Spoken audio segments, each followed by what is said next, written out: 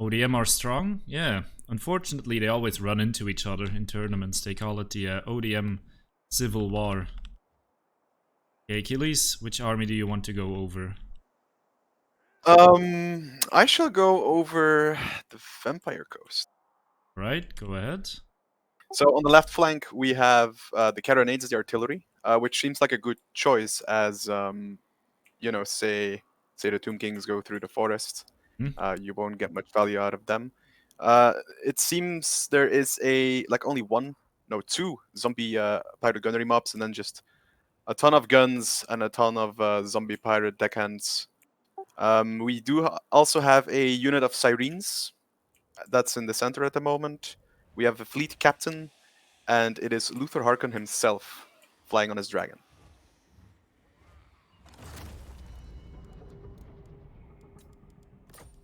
Are those all the units? Yes, so. Okay. So the Tomb Kings look like they actually want to outshoot the Ghost. 4 Screaming Skull Catapults, so they definitely have artillery advantage, but I have to see if it pays off. Have some mobility as well, some Skeleton Horsemen, which you typically want to bring to kill Scurvy Dogs, which are not in this game even. Is behind, or Void in the back. Probably do some damage there. For the Lords, or Crows, we have 2 Tomb Princes on the horses, no Guardian on them. Saving a bit of money there. Etc. The Imperishable. He is on his chariot, interestingly enough. That gives some magic damage against the Sirens. Played Blessed of Petra, Wrath of Petra. Neru's Incantation of Protection. Great spell against Ghost. Incantation of Ghost Blades. Unyielding Will. Restless Dead. And the Curse. Infantry. It's a line of skeleton warriors. 5 of them, 1 spearman, and a slightly better Neakara warrior behind them, and 2 units of carrion.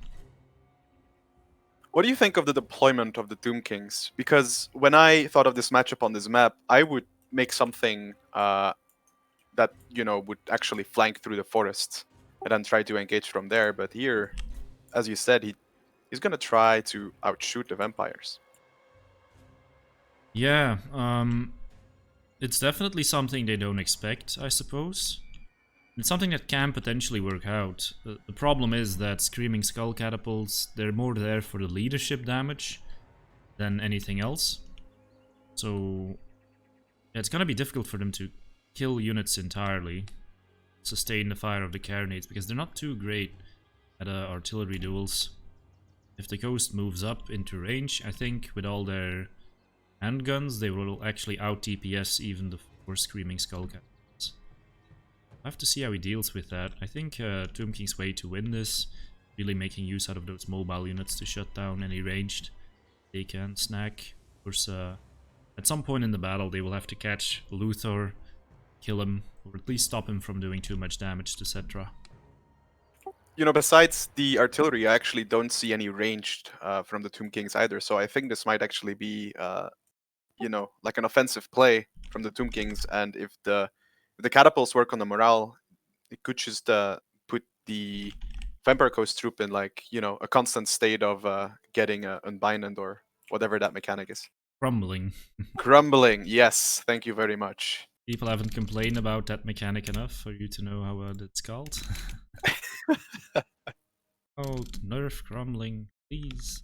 Okay, let's not start the balance conversation just yet. At all. Let's look at what's happening. So, Tomb Kings firing away. Shooting the bombers, which is a good idea, I think. As you can see, the damage is not too incredible just yet. Luthor is just kind of trolling around, dodging shots. Yeah, there is nothing really that can, you know, that can really threaten him up there in the air. Oh, so I guess why not? Yeah, 1 carrion has been committed to fighting Luthor, which is a fight it will definitely lose. But apparently ChosenOne is content. Just keep Luthor busy for now. Took some gunfire. The skeleton horsemen in the back now became active because Yeah. is moving forward, and does he have something to defend these cannons? I don't think there is, except for the sirens, nothing near. But I don't think he's seeing it.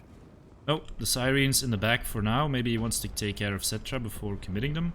But indeed, his cannons, or carronades rather, are exposed, and that's a pretty major loss, because that's 700 gold being taken offline by only 400, and potentially the other carronade as well. So that's the big play Tomb Kings really need in this battle, I think. It's actually funny.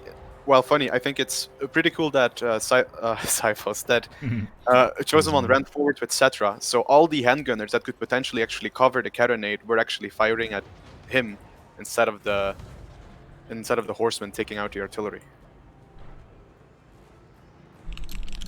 He took definitely some damage doing that, but I think it might have been the better move overall. Yeah, I mean, Cetra is kind of low. Definitely wants to not commit with him too much right now, because Luther is still on the field. He actually went into the back, try and protect his backline against these carronades, but once he retargets and goes for Cetra, I think Luther will be able to kill Cetra, and, despite that backline success, the front line is not looking too hot. Tomb Kings right now. Yeah, just a constant fire of the guns have really done a number on these skeleton warriors.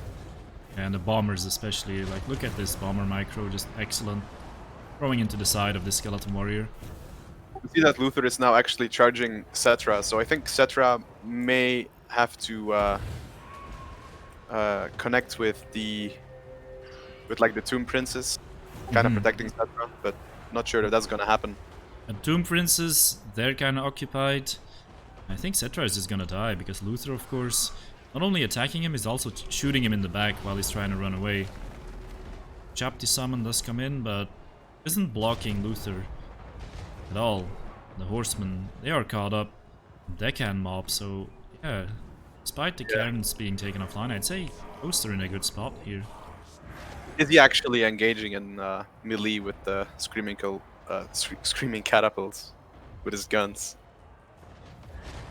Oh, yeah, he might be. Like, this was a summon, but he just wants these things to stop shooting, because they've actually done a fair amount of damage. 120 kills, 90 kills, 78 kills, 98 kills. Damage they've been doing is excellent. But they are getting over it now. Cetra is still alive somehow. Yeah, the Tomb Princes came to the rescue, but only for just a moment. Yeah, there's nothing to really block. There was another gunshot on Cetra. I believe if he takes a little bit more damage, he's actually going to die. Plus he can pop some spells to get a little bit of healing off from his passive. It's probably what he should be doing right now. It's only 40 hit points per cast, but at this point, every hit point matters. Yes, and let's not forget, finally the Sirens are coming into play. I mean, they're still a while off, but does he have anything to deal with the Sirens? Well, he had Cetra, but I think this was an intentional reserve by Enticity to take care of Cetra first and then commit his Sirens when they were more difficult to deal with. Yes. And I think the reason why he only brings them up right now is because, the 4 screaming catapults, they have magic damage. So I guess they would just delete the Sirens. Yeah, and Random Nix makes a good point in chat that Cetra actually took quite a bit of extra damage. Yeah, the Screaming Skulls as well, they could have killed him. And so Cetra took a lot of damage from the carronade. Sometimes if you're on a chariot, the chariot model gets hit, and then the guy riding it also gets hit by the same cannonball, and you take double damage. It looked that was what was happening there. GG. GG, Enticity pulls ahead. Quite some solid plays from ChosenOne here, but I think, yeah, just Cetra didn't really work out there.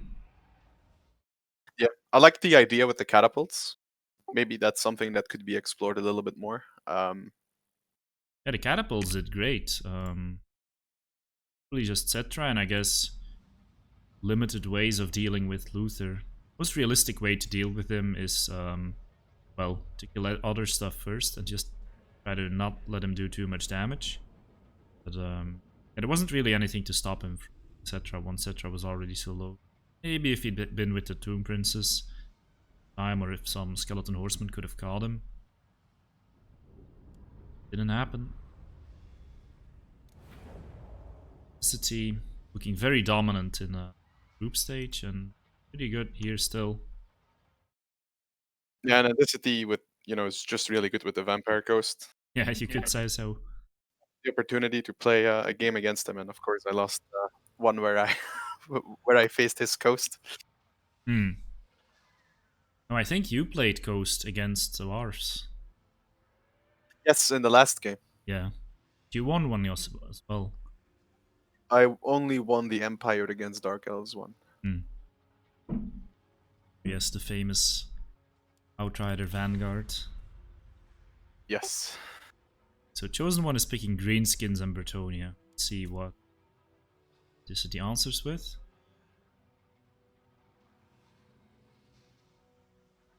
Yeah, I need to get my screen blocker. See you made it into the chat. Foxy, nice to see you. Dactor, nice to see you around. Zuma is here. Achilles on time to comment on the first match. Already doing better than I usually do as co-caster. True. Glad you said it yourself. Kafka, good to see you as well.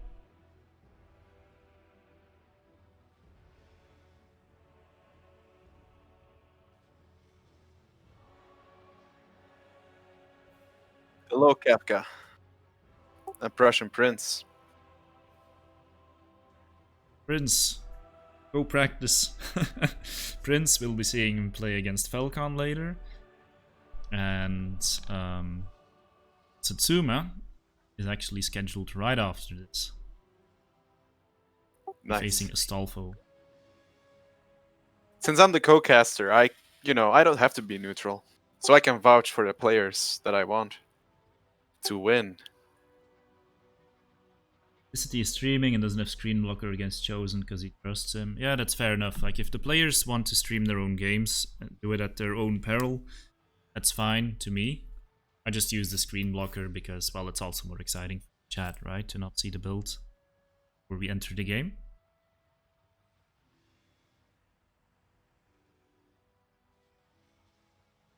I actually don't think any of the players who qualified would, come to the stream and watch enemy deployment or army builds. But if you have the screen blocker, then there's no discussion about it, at least. And it's a glorious screen blocker. Yeah, that's true. I also just like using the cat. Everything I said was just an excuse to get that cat on the stream. I have an idea for a new screen blocker, though. Or army blocker. Remember the GIF I sent you yesterday of the baby? Yeah. I mean, not sure if it would really fit as a screen blocker. It would fit more as an alert when someone hosts a stream or something. Subs. Yeah, I guess. I just have to laugh thinking about it. It's so good. So good.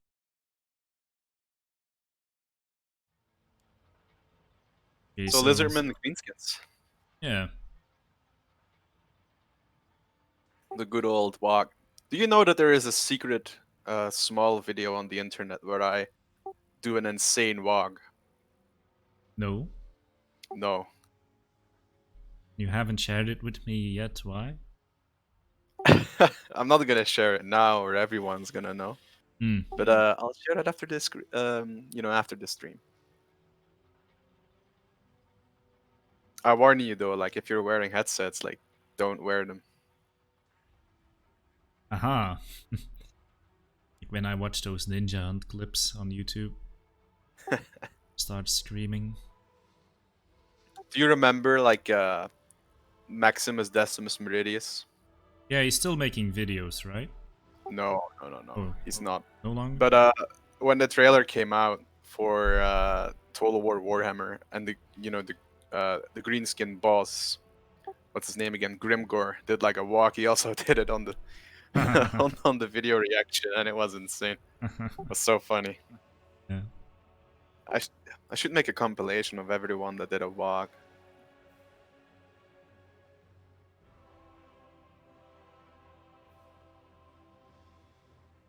Yeah, I remember him. He made pretty cool videos on like specific army maneuvers you could do in the game, like charging your first line and then pulling it back, and then a second line charge through it to mess up the charge, like little things like that. Videos Yes. like that. Because it explores more things you can do as a player in the game instead of just being about like, oh, what's the best unit? What's the balance between these factions? Stuff like that. Yeah, I mean, he did everything. And he was really in touch with, with a lot of good players. And so they would tell all their secrets to him, and then he would just make like a video about it. So Enticity took that last game. With Lizardman up against Greenskins, how do you think ChosenOne is going to navigate this matchup? Well, there's different styles of play. There's the double Ragnarok, which gets played quite a bit, but it's typically, well, lately it hasn't been that successful, so I don't know if he would go for that. Other option is to bring a lot of lockdown. Bitter from the Troll Hag. COVID. Yeah. And the fermented fungi, although fermented fungi can be countered, so it's not sure that we will see it. Go for a more archer heavy build in any case, with and apply some slows and then rusty arrows, try to shoot any big targets like dinosaurs. What the greenskins really need to look out for any pterodons that might be. It's two very versatile factions against each other of viable units here though, so it's hard to call it. So, if you were in Anticity's shoes and you really wanted to go in for the kill, what kind of army would you bring? Croxigo Rush. Croxigo Rush. Yeah. Didn't Ulrich do that against you? Yes, but I was on a very good map to defend against it, and also had a very good build against it, with I believe a giant or two Arachnaroks, or a giant and the Arachnarok Queen. Yes, 2 Ragnaroks. The two Arachnaroks, okay. Yes. Yeah, so that was pretty good, and I also had Doom Diver, which allowed me to hold my position, so I had a very good build. What I was facing in that matchup. It was a really sick game. I remember watching that. But I enjoyed the game after that even more. Vampire Count game. You remember that one? No, you'll have to remind me. Basically, well, Ulrich took a really bad engagement with his cavalry away from his archers because I ran my zombies forward and close enough to support the cav engagement, and that was that. But enough about my past glories. Let's look at what these players are doing. Which army do you want to go over, Achilles? I think it would be better if I go over the greenskins. Alright, go ahead. So we have some sneaky Forest Goblin Spider Rider archers, if you pronounce their full names. We have those right in the front. As for other cavalry, we have Orc Boar Boy Biggins and some more Spider Riders. We also see a Doom Diver. No, it's actually not a Doom Diver. I was too fast there. Some Rock Lubbers. We see Wurzak with... What does he have? He has spells, I guess. There we go. Effigy of the Git. I don't know. He has like 2 of those. Yeah, I'm not super familiar with them. Fists of Gork and Brain Burster. Yeah, those I am familiar with. Then we also see the Black Orc Big Boss, which is apparently really good, and another Goblin Big Boss. For the Archer contingent, we have some Archer Boys and the Rusty Arrows. And then we have some Savage Orcs, some Big Guns, some Orc Boys, 2 Goblin, and also, of course, the Sneaky Night Goblins. Alright. So the Lizardmen against this are bringing 2 Skink Chiefs. The Cold-Blooded, of course, really great to get rid of any fungi that won't actually be in the battle, but you never know in advance. There are 2 Pterodons in the air as well, usually kind of difficult to counter for greenskins. 2 Chameleon Skinks, just really annoying units. A Bastillodon with Soldier Engine, so both sides will be relying on an artillery piece to fight on their own terms. The cohort of Sotek, a bunch of Saurus warriors with shields, 4 in total. Of course, a great unit against greenskins because they have high weapon strength, really high weapon strength. They have pretty low melee attack, but generally greenskins don't have the highest melee defense, so a lot of that huge damage to weapon strength will come through. Then on his Mighty's Lock, it's Jabba the Hutt himself, praying Ruination of Cities, Banishment, Shield of the Old Ones, Apotheosis, Harmonic Convergence, and Net of Amintok. Also has the Sunburst Standard of Hexodal, which will grant some missile resistance to everything around him. So, like, you know, you refer to Lord Mazdamundi as Jabba the Hutt himself, right? Mm-hmm. So if you were to put Star Wars characters into Warhammer lords, who can you think of? Well, Like, Malekith is of course, obviously Malekith is Darth Darth Vader. Yeah. What else can we think of? Let's see. Marcus Wolfhard is probably Han Solo. Yes. Yes, I can see that happening. Or maybe Marcus Wolfhard is more like Boba Fett, because, you know, he's a hunter. Yeah, and he is kind of badass. Is he a mercenary, though? Not really, but He's all, but Han Solo also isn't. I thought this was the church. Well, I guess of eventually he Vampire became Buddha. really loyal Leia. So, like that stage, he be compared with Marcus, but more on that later. Let's see what's happening in the battle. The Spider-Rat Archers are skirmishing against the Pterodons. They can't really hit them properly, but it's at least some kind of deterrent against them. And meanwhile, this Rock Lobber is firing away. Not sure what it's targeting just yet. Oh, that was a good volley. Looks like the greenskins are gonna keep it defensively, though. Just running around with the, you know, the Spidey shooty. Yeah, indeed. And trying to defend their artillery, because Enticity right now, he knows he has these Pterodons, they have a lot of ammo, at least the Skink Chiefs do. Can drop rocks, and the Chameleon Skinks are also here to support. And they're just kind of difficult to deal with as well. ChosenOne has the correct response here, just moving silver shields, wards them to block their shots. But he's gonna be looking to do as much damage with his skirmish as he can. Maybe take out that artillery. Yeah, and initially, you know, it seems that both players actually kind of have the same idea, just sitting back, sitting back. God damn it, sitting back and just really working with what they have. With their mobile contingents of their army. And look at Wurzak, he's taking so much damage from the Skink Chief, but it looks like he doesn't want to take any of their business. So he used an effigy of the Git, and actually one of the Skink Chiefs does go down. That, I'm not sure if there's enough firepower left to kill Wurzak. I mean, eventually there will be. Now we can just focus down one Skink Chief. Oh, I'd say that's pretty good. Going for the RT crew. Reactions from ChosenOne. It's something ChosenOne is really good at. Comes from playing Skaven, I think. Whenever someone goes for his RT, he knows how and when to micro it. Right now, it looks like he's getting the better of this initial skirmish. Yeah, and one of the problems, that I think that could happen is, like, these units are routing really close to the red line. So if he can chase it with anything and keep shooting at it, it might just actually just go off the field. Yeah, this Skink Chief might be gone.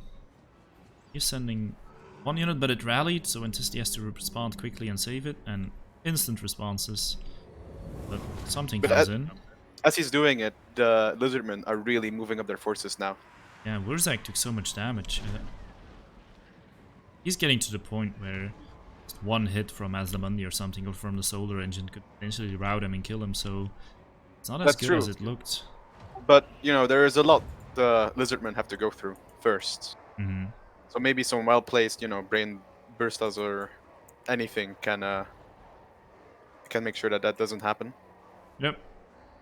Wurzak is still holding on to one effigy to protect himself as well. Oh, here comes the banishment on the Orc boys. He's trying to dodge it. Good reaction, but where does it go? Doesn't follow them. Ooh. Oh, but ruination of The rest- cities. yeah. Oh my god. And now the solar engine shooting Wurzag, as I said half a minute ago, and that's a big swing all of a sudden. Next shot could kill Wurzag. You should really put Wurzek within one of his more heavier units so that it actually blocks the shot. Like, you'd rather have an Orc boy or whatever dying instead of your general. Yeah, he's Yeah. just one shot from dying. But I think the solar engine shots actually go through units for the most part. Maybe you can Also, stand the he- anti-artillery piece, but Matt it's too late he now. nearly got caught. Got caught between the Goblin big boss and the, the Black Orc boss. Yeah, he took a lot of damage from him while running away. But with Mazda Mundi, when they really try to go for him, it's usually fine because it just has this huge health pool. So, Wurzag dying?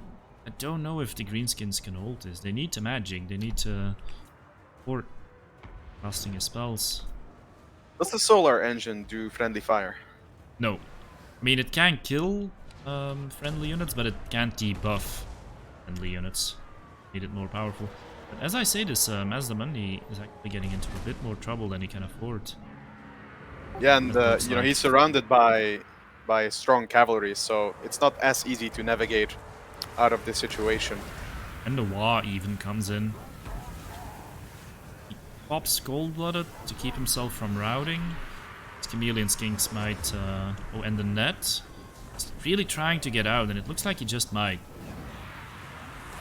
Yes, but on the end of the map, he's losing his second Skink Chief, and the forces that were kind of threatening his backline are basically gone. So, he has a lot of units in the back. Enticity, no, sorry, ChosenOne that is, that he can use now to actually harass Mazda Mundi even further or go for these Swordless Warriors.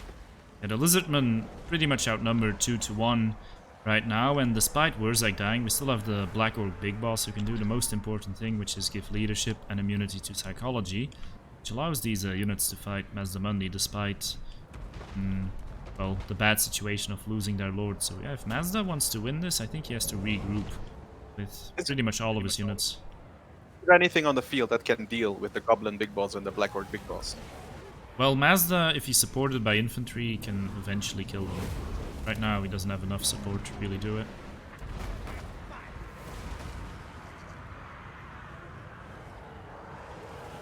Another Vortex spell going on, just going straight into that blob of units.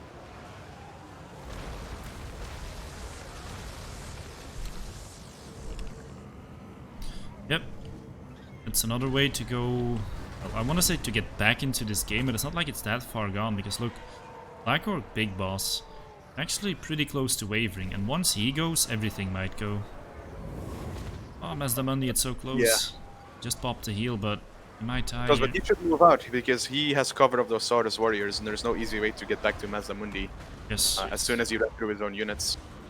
The solar engine just doing Sotek's work here. Shooting at that Black Orc Big Boss. Oh, the Orc Boar Boy Biggins are back though. If they charge Mazda Mundi now, Yep. The Black Orc Big Boss has been routed, so something can get... Well, everything can get terrified now. Theory, maybe that will save Mazda Mundi, but... Or maybe he will route before that happens. Man, this is a close game. Oh, the terror out. Yeah, it's coming in. And that saves his butt. Another Apotheosis. he is so tanky. Oh yes, he's so tanky. And yeah, the solar engine is still firing, and remember, when Yeah, that it's thing is out making of sure ammo... that it's making sure that the Black Orc Big Boss is actually going to rout of the field. And because he didn't get that kill on Mazda, I think this is now the Lizardman's game, but it was so close. Like, he could have broken. That would have been it. Didn't happen, though. Mazda Green's carries troops are the rallying game. now, but I don't think they have the tools now to deal with Mazda Mundi. And Mazda Mundi just such a good lord. Also really well used by Enticity. Got a little bit caught out at the start, but was more due to good plays by ChosenOne, but he recovered from that situation pretty well. He's trying to gather some of his troops here. Still has a big boss. That shot missed. I mean, maybe there's still a way back here. Oh, you As it definitely keeps healing. shouldn't send him in solo though. No. Probably not. I think he feels like he's under pressure from that solar engine and has to go in. And more shots come in. The terror just wipes everything, and there they go. GG. Enticity takes it. 2-0. Yeah, that was the hardest game he had in the tournament so far, but I still kept his wits about him, even as he lost some stuff and certain things looked bad. It's really good target priority as well, solar engine. It seems that Wurzak just got killed really fast. Didn't Yeah. really have any impact. Imagine what would have happened if Wurzak actually did live. And that's the problem with Wurzak, kind of. He's a very good lord, so long as he's alive. That he tends to not live too long if people really go for him.